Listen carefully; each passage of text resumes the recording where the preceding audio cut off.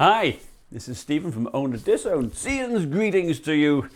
Approaching Christmas week, and many of you may be buying a Alienware laptop for Christmas.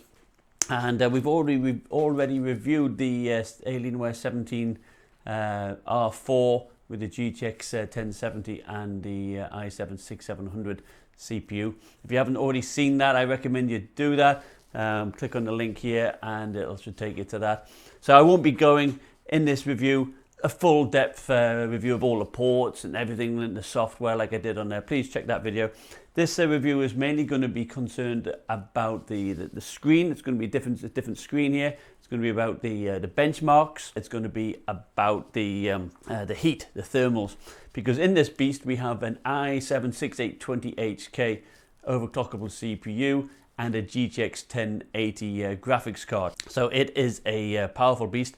It comes with 32 gigabytes of DDR4 2400 megahertz of RAM, a 512 gigabyte SSD, and a 1 terabyte drive for storage. Without further ado, let's take a look at it now. So first off, let's take a look at its internals. Is the cooling system any different than the standard one? So let's take a look. So comparing the two models side by side, the i7-6700HQ 1070 on the left and the GTX 1080 i7-6820HK on the right, you immediately notice that the heat pipes are thicker on the GTX 1080 model. Closer inspection verifies this. In fact, the new heat pipes are nearly half an inch wide. Here I want to demonstrate the fans blowing. So at the left hand side we have the CPU. So blowing out the side, you can see it's blowing quite strongly. And also around the back it blows quite strongly too. There's a heatsink at both locations. The GPU blows air out at the back via one heatsink. The side vent is for more decorative purposes. There's no air movement at all, so your hand does not get hot when you're gaming. There is no heatsink there, and most of the intake air is from underneath. Alright, so now let's take a look at the screen. The screen is made by AW17. It's a QHD panel, 2560 by 1440, with 120 Hz refresh rate and 4 millisecond response time, and 400 nits of brightness. There have been widespread complaints that this panel produces banding, and I must be honest, I did not see that. Out of the box, the panel has 93% of sRGB, making it fine for home photo printing, 71% of Adobe RGB, so perhaps not so good for professional photo printing, and 66% of NTSC, so perhaps not so good for accurate colour video work. Light bleed has been something that's plagued Alienware, and this panel does bleed a bit of light in the bottom left and right corners. So let's check out the display on this 400 nit 2560 by 1440 panel then, eh? It's a TN panel, so viewing angles, this is at full screen brightness.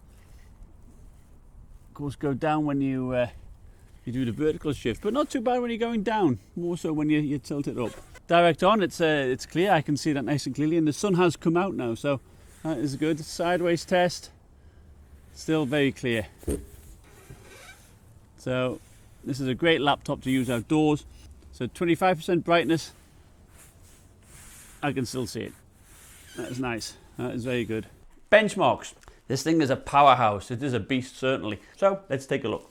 Here we have the read and write speeds on the PCI Express SSD on the left and the spinning hard drive on the right. The SSD helps the computer boot up pretty fast, just short of 13 seconds. Stock we get a 699 Cinebench R15 score, which is quite good. Using the BIOS to overclock is much more stable, using BIOS 1.08. I could get 4 GHz with an extra 25 millivolts applied to the core. Level 2 it applies 50 millivolts, and at level 3 it applies 100 millivolts, and that's what I use for my benchmarks. Using MSI Afterburner to overclock the GPU, I got an extra 175 MHz on the core and an extra 391 MHz on the memory. Not bad at all. So 3D Mark 11. For reference, I throw in a GTX 1070 Alienware 17. The stock GTX 1080 achieves an extra 13%. I was expecting more of a 20% improvement. This benchmark is ran at 720p, so it is CPU limited. At stock clocks, the CPU reached 88 degrees. Overclocking the CPU gives an extra 3% performance for an extra 4 degrees Celsius.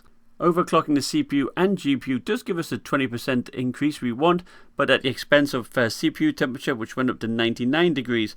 The GPU stayed cool between 58 and 65 degrees. Stepping up to the more graphically intensive Firestrike Extreme, we do see a 15% improvement, which is better. Overclocking the CPU, we get to about 18% improvement. And overclocking both the CPU and GPU at 25% increase. Nice.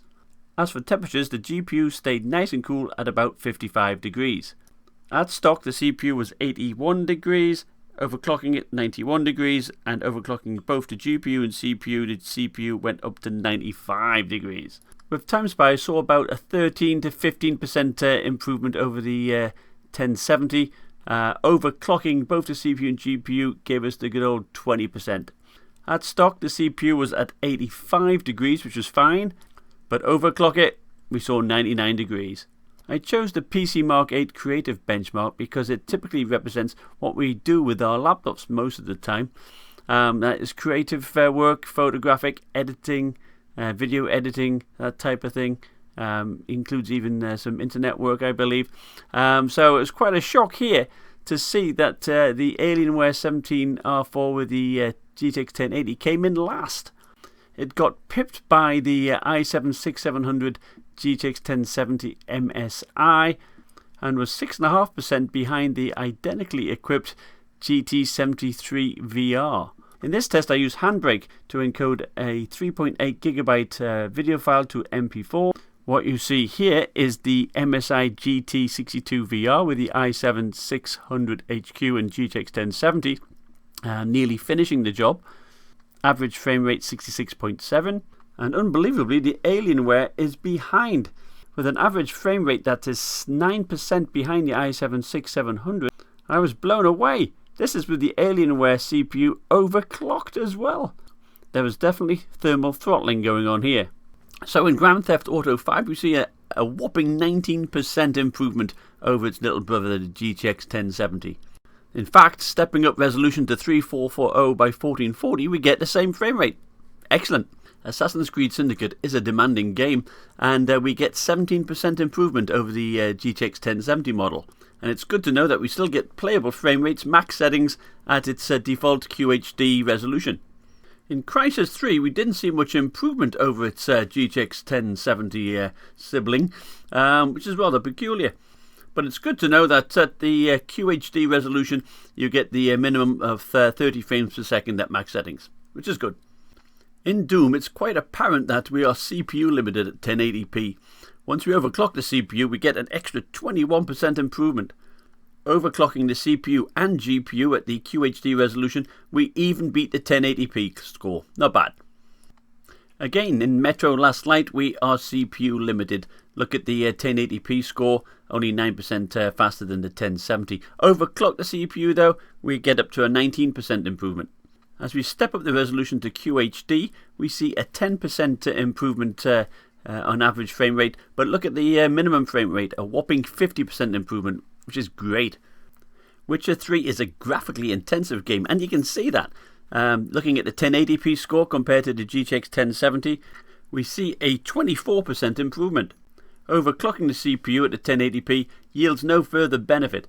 Looking at the QHD resolution, overclocking the CPU and GPU gives a nice 10% improvement.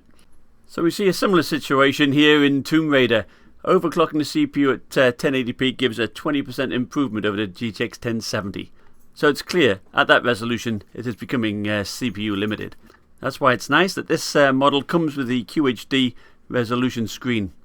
And indeed, at that resolution we get some excellent frame rates.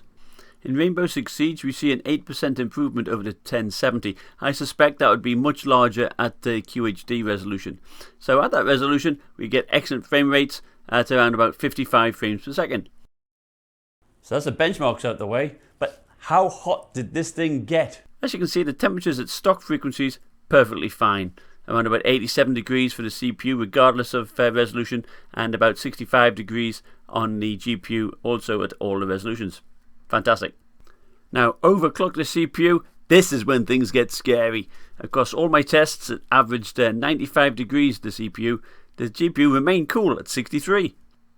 Now the CPU and the GPU share the same heat pipes, so when you overclock the GPU, the CPU increases temperature also here. So here we get 97 degrees at the QHD resolution. The GPU remains fairly cool. Running Firmark and Prime 95 at the same time in a hot room.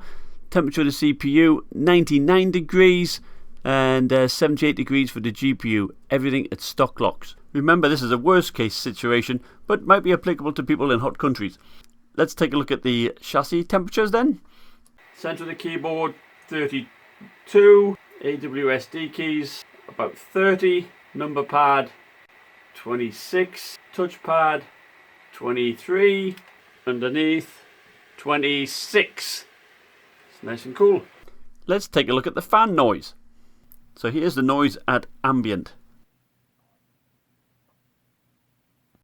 Here's the fans at idle.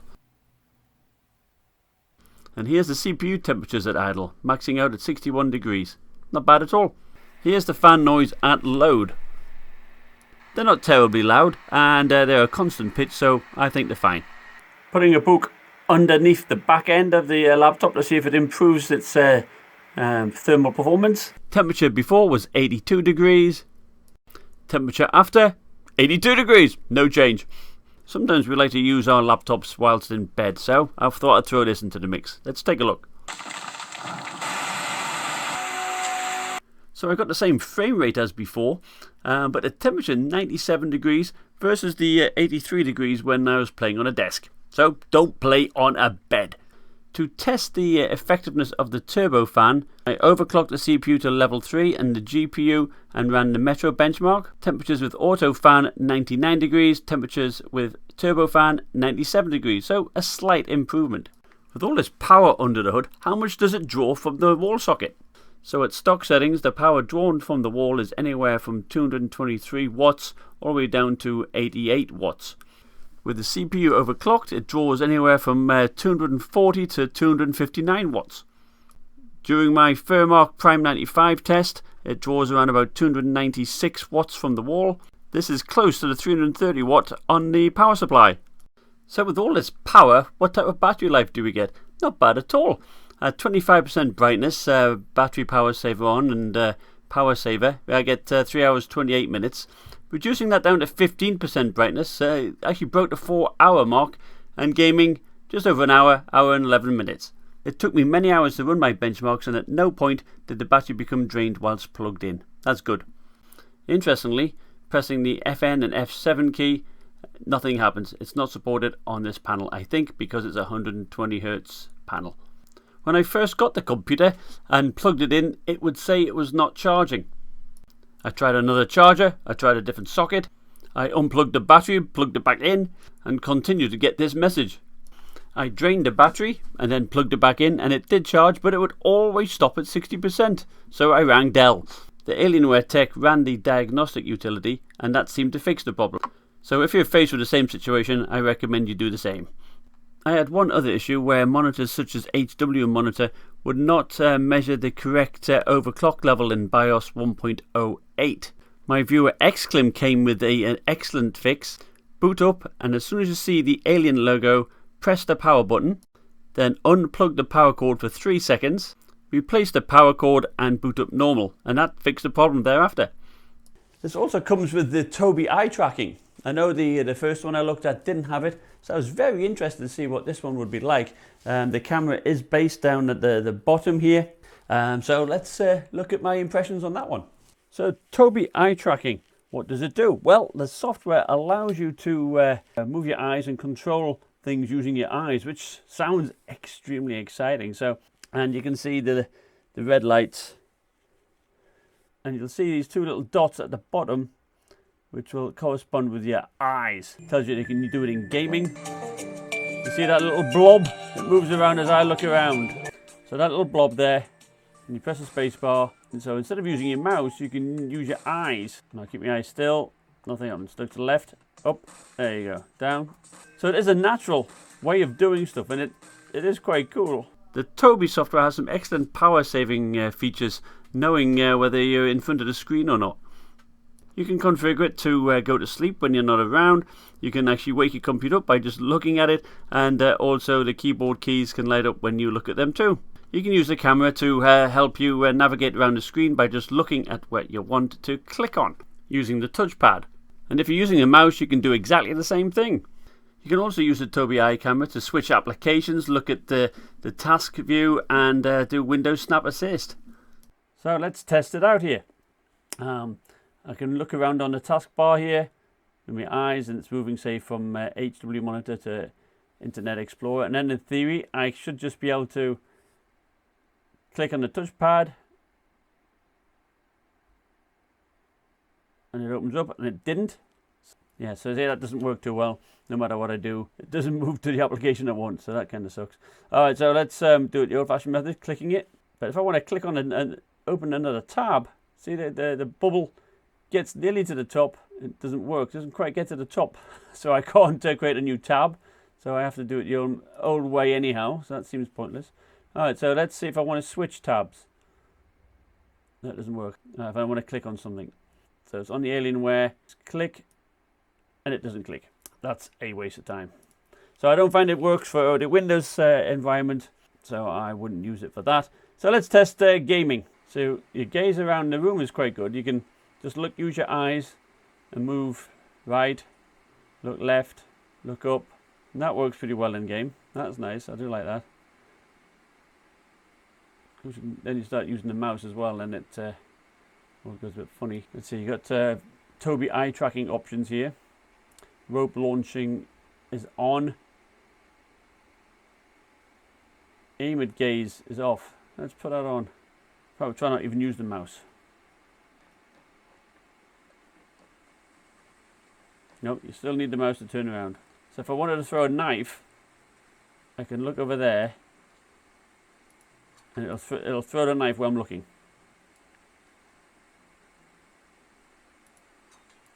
So that's good. Yeah, so I mean, if you're down here and you want to look at the top of the building, it's hard. I mean, you spend all your time trying to move your eyeballs up. Alright, so I conclude that it is a gimmick. Well, I hope you enjoy those tests, and let's sum it up. This is a very powerful laptop, and it runs okay in clock speeds, I'd say.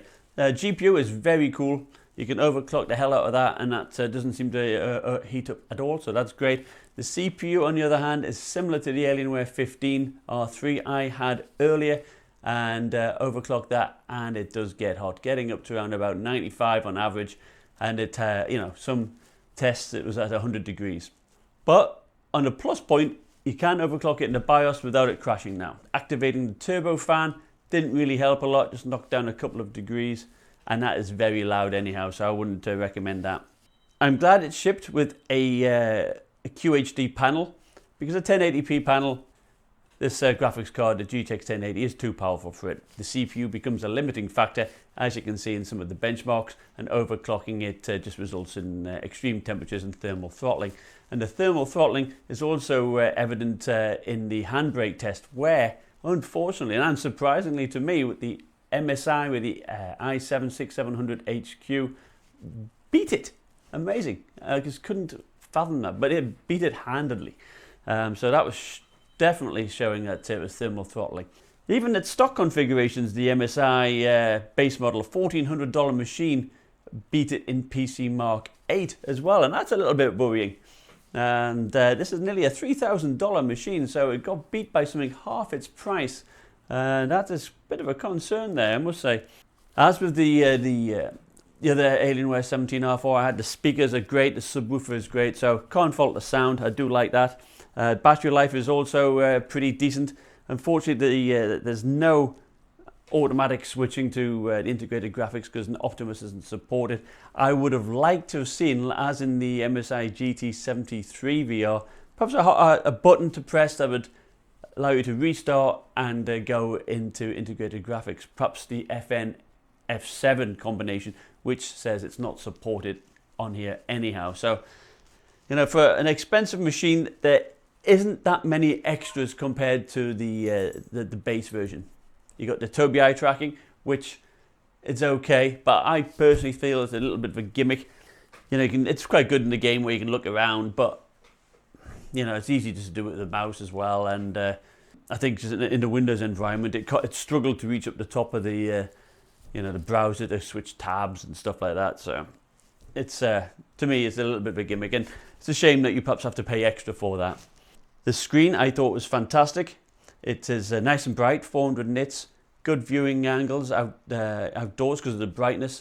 Of course, it's a TN panel, so going like that, it does degrade a little bit, but you know, it's very clear, very nice and bright.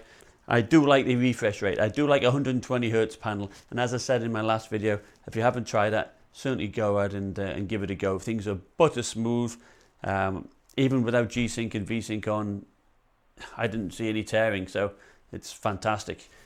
When I ran my benchmarks on a 50 Hz panel, a 3440 by 1440 panel, immediately you see tearing. No tearing on here, everything's crisp, nice and clear. I was disappointed with the color accuracy, unfortunately, so I think for photo work it may not be ideal, but for gaming, which is this is for probably, it's no problem at all. Well, I hope you liked my video, and if you did, please give me a thumbs up and subscribe if you feel so inclined, and have a good Christmas.